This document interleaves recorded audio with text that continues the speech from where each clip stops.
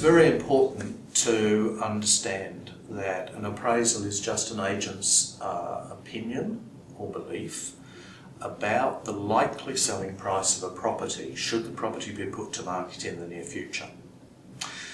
It's not legal for agents to use the word valuation. The only person who can do a valuation on a property is a licensed valuer.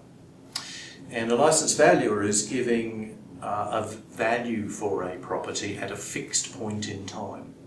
Whereas an agent is saying, based on the available evidence, should you, as a client, put the property to the market in the near future, it's likely to achieve between X and Y in terms of value in the marketplace. Not using enough skill, care and diligence, which is not only a requirement in the rules of conduct in the agents regulations, but it's also a common law obligation for agents. So you are required to investigate all the facts, and that might be recent sales of comparable properties, other comparable properties that are currently on the market, current economic conditions, interest rates. They all have to be taken into consideration when you're giving your opinion. It must be a considered opinion. And furthermore, you must keep all the evidence of your appraisal and keep a record of it, a written record of the appraisal, whether or not you go on and list the property for sale and become the seller's agent. Probably the worst practice would be to be invited to conduct an appraisal of somebody's property, arrive at the property. They might indicate to you that they're quite keen to sell in the near future, and you give an unconsidered opinion. So you might walk around the property and then give an opinion as to its likely price range without having gone and investigated all the facts. See, if that's questioned by the Commissioner for Fair Trading, you don't have any evidence to back you up. The other great danger is the temptation to overquote the price, to give the owners a price that is higher than you know it's likely to sell for in order to gain the listing. And this is a really serious offence under Section 88 of the Agents Act.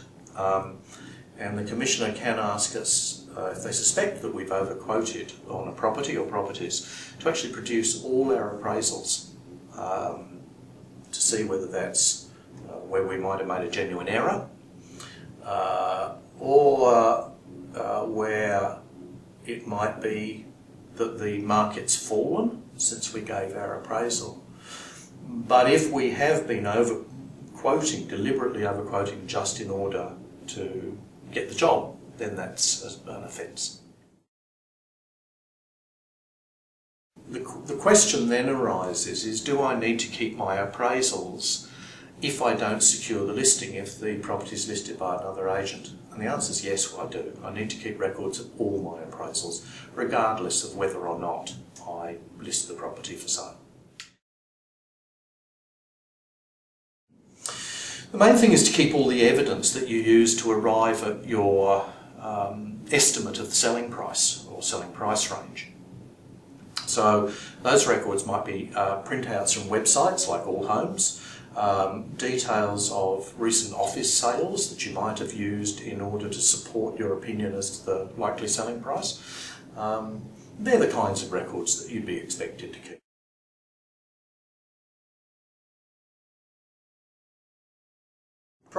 Probably one story that I will recount was that I went one day to list a prestige property and developed very quickly a good rapport with the owner. And he indicated to me that yes, he'd like me to go ahead and list the property for sale. When I looked at my listing folder, I had all the contents in there except an agency agreement. I'd used the last one.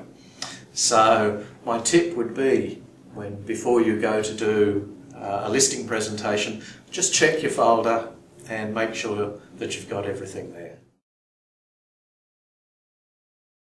Yes, look, it's very common when you deliver your appraisal that the owner has expectations that are higher than your appraisal price.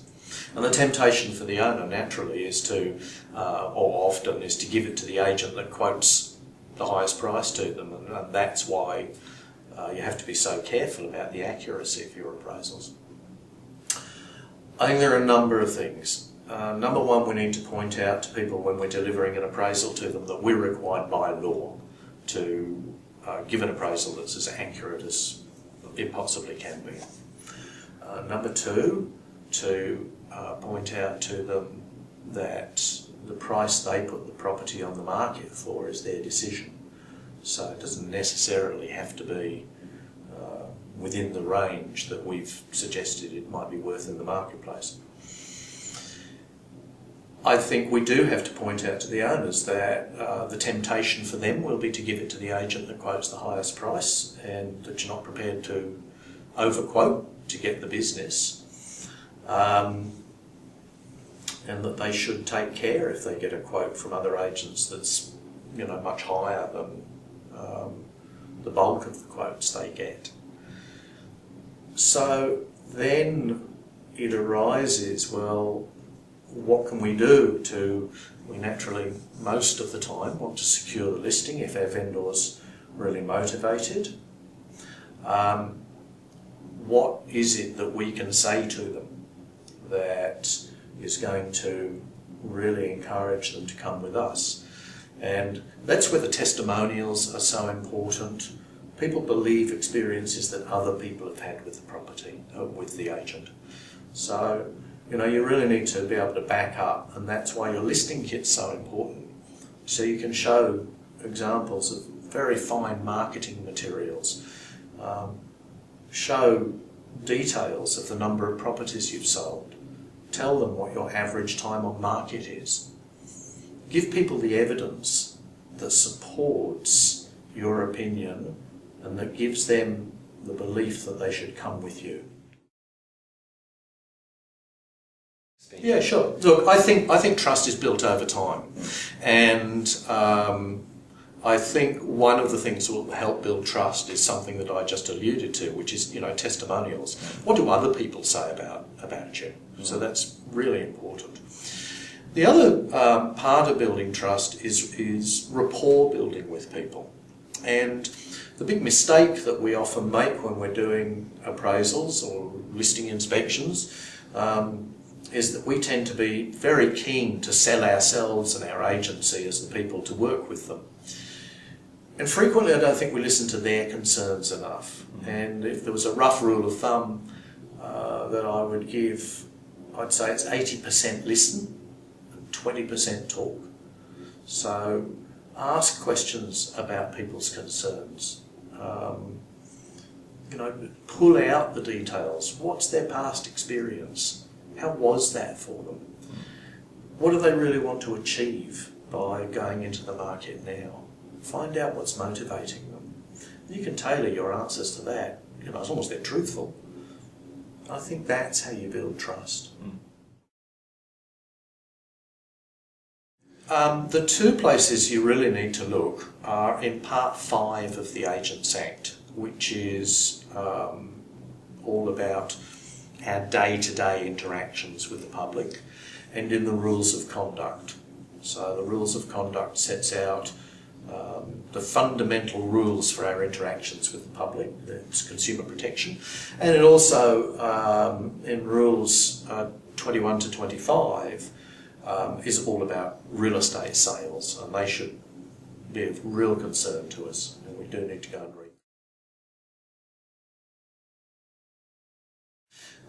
When it comes to completing agency agreements, there are a number of very important points. The agents regulations set out that there are certain items that must be included in an agency agreement for it to be compliant. The Agents Act sets out that if it's not a compliant agency agreement, the agent's not entitled to keep any commission or marketing fees that they have recovered from the seller. The two most important points are, number one, ensure your agency agreement is compliant by checking it against the requirements in the agent's regulations. Number two, when you fill in an agency agreement, it's very important not to leave any line blank. This is quite vital. I did hear of a case recently where a seller took an agent to the tribunal, and the tribunal didn't uphold the agent's fee. It had to be returned because the agent had simply forgotten to sign the agency agreement, and the regulations require that the agent's signature's there. So crossing the I's, dotting the T's, making sure everything's included is very important. Also, if your fee is a percentage of the selling price and you've expressed your opinion as a range, and most agents will, rather than give up a fixed price as their opinion, they'll say, I think the property's likely to be worth X and Y. You must express that range in your agency agreement. So for instance, if you've said that your opinion is the property's worth between $300,000 and $330,000, and your fee is 3% including GST, you should express that in your agency agreement that your fee would be between, in that case, $9,000 and $9,900.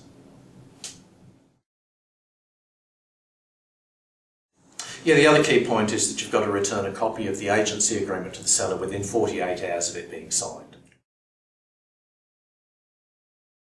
The law sets out that you can't accept an appointment to act or continue to act for a client if your interests are going to be in conflict with that of your clients.